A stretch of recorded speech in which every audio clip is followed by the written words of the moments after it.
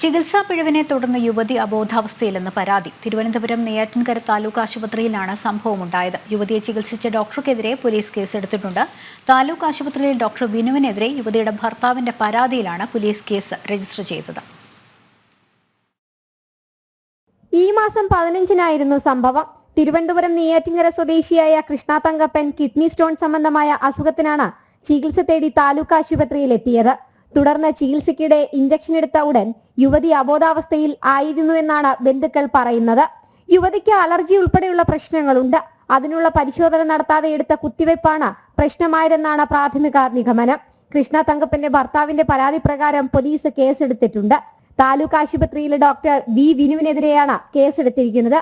ഭാരതീയ ന്യായ സംഹിത 125 പ്രകാരമാണ് surgeon വിനുവിനെതിരെ case register ചെയ്തിരിക്കുന്നത്.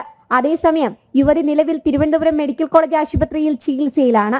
ജനം, തിരുവനന്തപുരം.